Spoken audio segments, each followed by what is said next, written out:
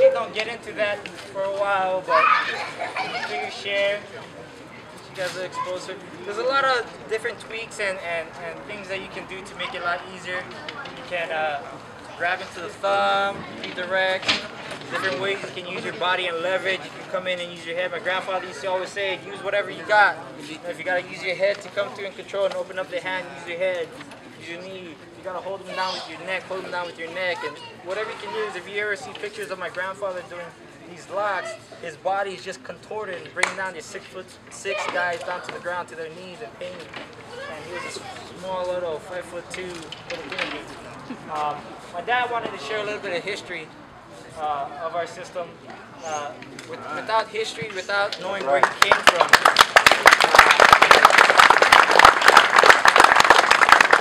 it's hard to understand where you're going or see where you're going. So it's always good to know your roots. I want to thank you were one of the first people 6 years ago who was blessed with brains. That's pretty cool. Like my son said, martial arts without history and roots, your movement don't make sense. You gotta have some kind of root. You gotta have some kind of compassion for your art. You gotta have passion for your art.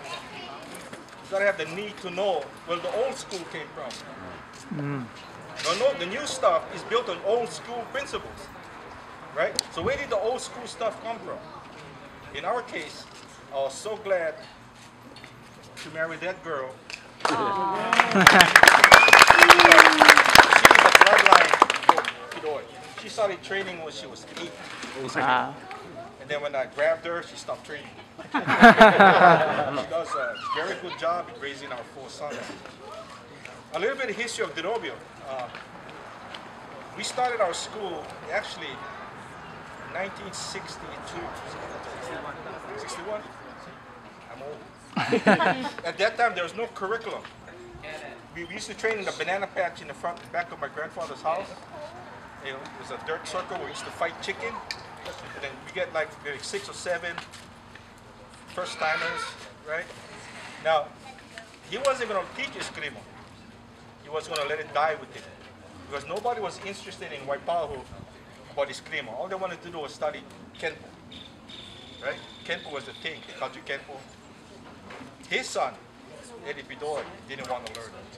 He wanted to learn Kenpo. So my grandfather said, okay, you go learn Kenpo. You're 16 years old, you go take your teeth, okay, go learn.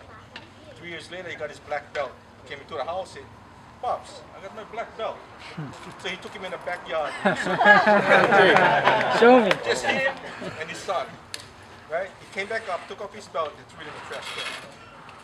Okay? This is Derobio. Derobio, the meaning of Derobio is to evade. It's to pass. To go behind the power. To fight half the man. In other words, half the man is this. I have enough for like 26 hours. If he attacked, I'm not going to stand in front like this. Although we have techniques to do that. What we're going to do, with my footwork, I'm going to step 4 corners, and my center line is going to hit this weak side. This is fighting half the man. This nullifies his left hand. Okay.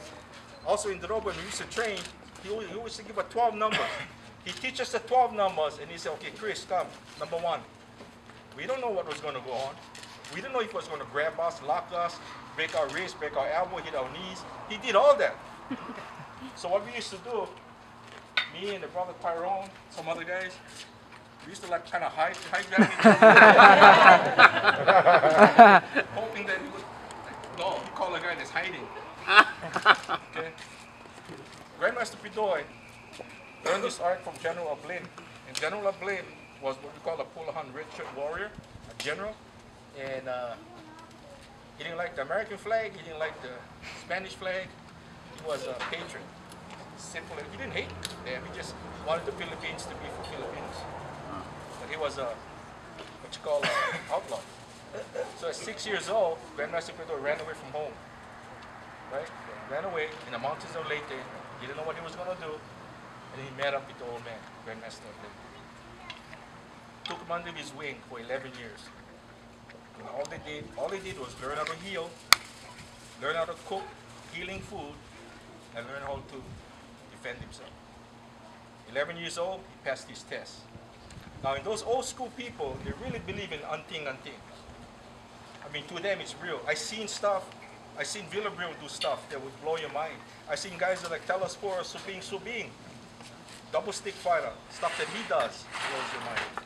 Derobio was, Grandmaster Pidoy was the same way. He used to do things with his body. He used to heal. He knows about herbs. People from all over the islands came to him for either spiritual healing, or physical healing, or emotional healing.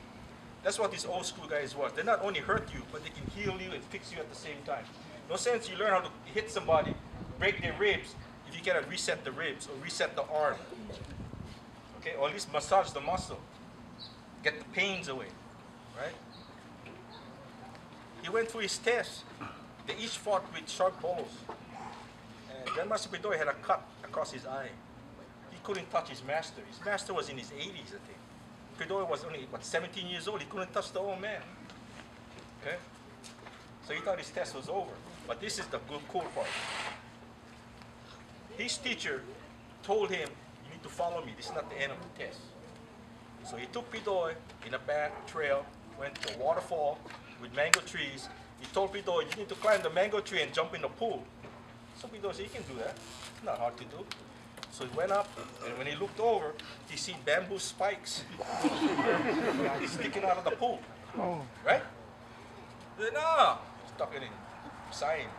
No, you're going to die. I said, well, if you don't jump, I'll kill you. Okay? So he stood on a tree, prayed. Anting, pray. Okay. He jumped. Right? Now, this is what he told us. Maybe he's telling a story, I don't know. Right? This is what he told us what happened.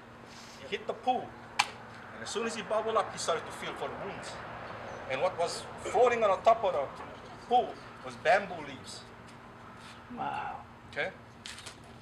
He got out of the water, his teacher was gone. And Pidoy had his stuff. The old man already brought his stuff to travel. He already told him he needed to travel. At that point, Grandmaster knew he did not fear death after that. Death wasn't a problem for him anymore. Because he met it. He prayed, he met it, and received his anting. And he had his amulet still that the old man made for him. He traveled for 3 years. Up to northern Philippines, down to Mindanao, to Simar, Visaya, Cebu, all over. And the reason why his teacher told him to travel is he knew that he was going to meet other Escrimadores, Kali people, all over the place, right? And in those days, there was no police. If you have a situation that you need to handle, then one village send their fighter, one village send their fighter. At one point, he was a bodyguard for a Datu in Mindanao. This is where the secrets come from. Wherever Pidoy went, he met Escrimadores that fought differently. Depending on the terrain, depending on the lifestyle, depending on the choice of weapons. Some Escrimadores, what they do, they chew leaves all day long. But they spit the leaves in your face, you blind your eye. You cannot see. Some Escrimadores, they fight from the ground up. You gotta come to them. Why? Because they live in the mountains. The ground is always wet. So they learn how to fight from the ground. Some Escrimadores had double garrotes. Some Escrimadores had double knives. Right? He fought many of them. And this is what he found. And I hope everybody gets this. Is that everybody he fought ended up in a grappling position. If I am in equal skill with the person in front of me, and I cannot touch him, he cannot touch me, what's going to happen? We're going to clinch. And that's where the fight's going to begin. And that's how he learned. He developed 144 locks. Right? And one thing Pidoy stressed when he received the anting is that Derobio, we don't do good in tournaments. We tried tournaments in the 70s. We can't because Grandmaster Pidoy, this is our philosophy. If I'm standing in front of somebody that want to hurt me, I'm just going to stand. I'm not going to move. Why would I move first? I wait for the person in front of me to attack me. Once he attacks me in Derobio thinking, his life belongs to me. Because he cannot stop his momentum once he moves towards me. So his life is in my hands. So with that the case, why should I kill him? Right? It's easy to kill someone, very easy. I can show somebody with an 8-year-old to get a baseball bat and kill somebody. But in Derobio, we don't believe in that unless we have to. So what Grandmaster Spidoy's favorite saying, cut the man 1,000 times, let him die a slow death. He come in, snip, he moves, snip, snip, snip, snip, snip, right? We throw his right hand out, we break his elbow, we break his wrist, we stop. He show his left hand, we break that, we stop. He kick, we break his knee, and we stop. Then we pick him up, take him to the hospital, get him patched up. We never attack first unless we have to. Now, in Derobio's thinking, in terms of garrote, remember this, Derobio is not a stick art. Derobio is a bolo art. We try teaching with bolos at the beginning. When people come into class and they see the bolos, they turn around, they walk away. They say, they're not going to train with bolos. So they train with stick. But this is what we got to remember. If you train with stick, remember this. Always strike like you're striking with a polo knife. Right? You know, we get all this with ticks, all these abanicos, all this with ticks, with a flat peg. That's good. Okay? But in a real battle, when you're facing somebody in the streets or any place, the actual fight takes 20 to 30 seconds. If it takes longer than 30 seconds, you shouldn't be on the streets walking around. It doesn't last 5 minutes. It doesn't last 10 minutes. It shouldn't last even a minute. If that person attacks you first, before he even touches you, the fight's over. That's how you got to think. Now, if there's 2 or more, it's a different story. Grandmaster Spidoy said, you grab the first one, the nearest for you first, hit him so hard and so bad until the other people can hear him bleed, breathe, throw blood, hear bones breaking, just to discourage the other 2 persons. Then you take that person up, take him to the hospital, and get him patched up. Okay? Old school. Don't forget your old school teachers.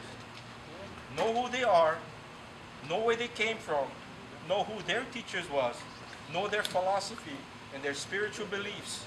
And knowing this, in the Eskrima Creed that we came up with in 1963, okay? In the Escrimador must have the wisdom and discretion to know when to use his art.